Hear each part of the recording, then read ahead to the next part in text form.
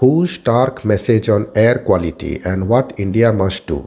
India has 37 of the world's 50 most polluted cities, despite its air quality standards being more lax. In updating its already strict air quality guidelines, the WHO last month sent out a stark message that the impact of poor air quality on public health is at least twice as bad as previously estimated. India has 37 of the world's 50 most polluted cities, despite its air quality standards being more lax. For instance, its standards for PM 2.5 and PM10 are 60 and 100 grams M3 respectively over 24 hours, while the WHO's new standards are 15 and 45 UG per M3 over 24 hours. Not surprisingly, India's air pollution influenced mortality rates are among the worst. The global burden of disease estimates that India lost 1.67 million lives in 2019 directly as a result of breathing polluted air or because of pre-existing conditions exacerbated by air pollution. Uttar Pradesh had the biggest share at 3.4 lakh, Maharashtra at 1.3 lakh and Rajasthan 1.1 lakh. The average life expectancy in Delhi is 6.4 years, lower than the national average of 69.4, and the number is starting to fall for every coastal cities like Mumbai and Chennai. Globally, it is estimated that exposure to PM.2.5 kills 3.3 million people every year, most of them in Asia. India's predicament. The problem is our economic growth is built on fossil fuels. Coal, oil, and natural gas account for roughly 75% of our power generation and 97% of road transport.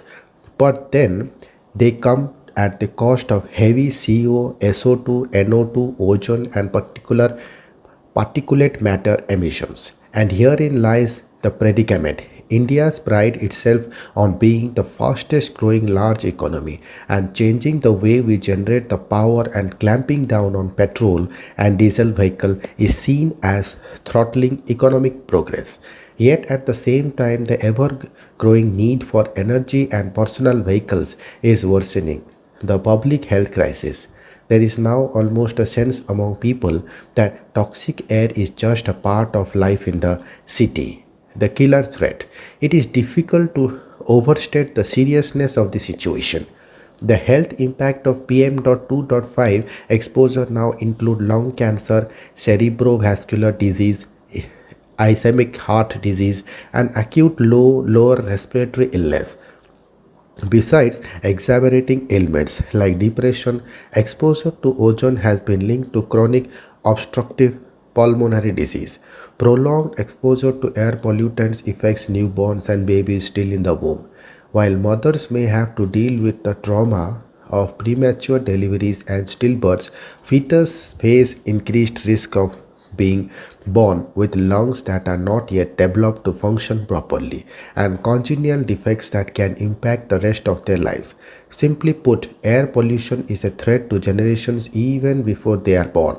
Losses to economy. A 2019 study found that India's horrendous air quality erased 3% of its GDP for the year and caused a loss of 7 lakh crore. Most of this was due to employees failing to show up at work, far fewer people stepping out to buy goods, and foreign tourists staying away from after health warnings. Official figures indicate a loss of 8,20,000 jobs in the tourism industry and 64% of business squarely blame air pollution. Poor air quality was found to offset 67% of the cost advantage of using solar panels over grid power, as ground level smog and particulate matter chokes their power output. Also, several studies have noted a 25% drop in crop yield for wheat and rice after prolonged exposure to PM and ozone. Way forward. It's crisis that affects everyone. What India needs to do without delay is to revisit its national ambient air quality standards, revise them down to WHO levels, and implement them without exception. Unfortunately, the new WHO guidelines are not legally binding, so a critical first step is to conduct nationwide epidemiological studies and gather expansive raw health data on air pollution as a risk factor. Without this, it would be difficult to get a picture of just how many Indians, regardless of age, gender, and occupation, are suffering under bad air and would render efforts to tackle the problem meaningless. Most important, the authorities must acknowledge that Indians are no less susceptible to air pollution. So, to continue with laxer standards for the sake of industry places a life threatening burden on the average resident. The China example.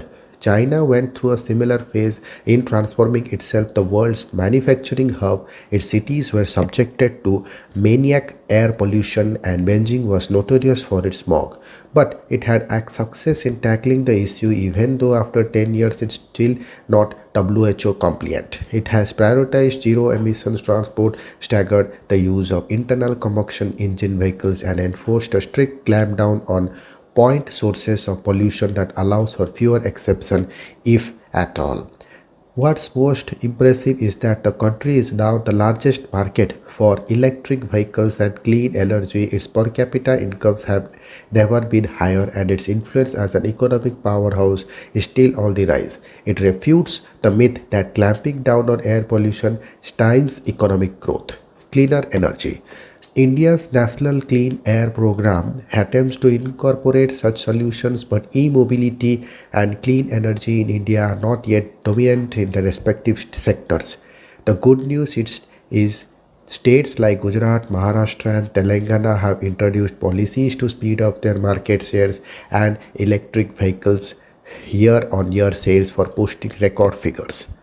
The share of renewable energy has also risen dramatically since 2015 to cross 100 gigawatt in August 2021, which is almost a quarter of the country's installed power capacity, but there is a long way to go still. Better monitoring. Another equally essential step is to expand the country's air quality monitoring network. The CPCB controlled cameras monitors are expensive, each cost to upward of rupees 20 lakh, and there are only 312 of them spread across 156 cities. That leaves many urban and rural pockets unmonitored to understand the full extent of the air pollution.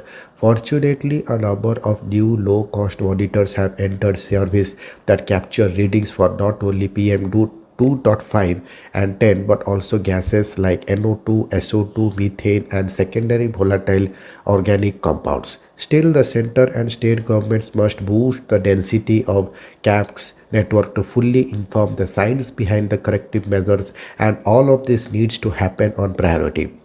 Given the scale of our public health crisis, wasting any more time could very well lead to public health emergency. Thank you.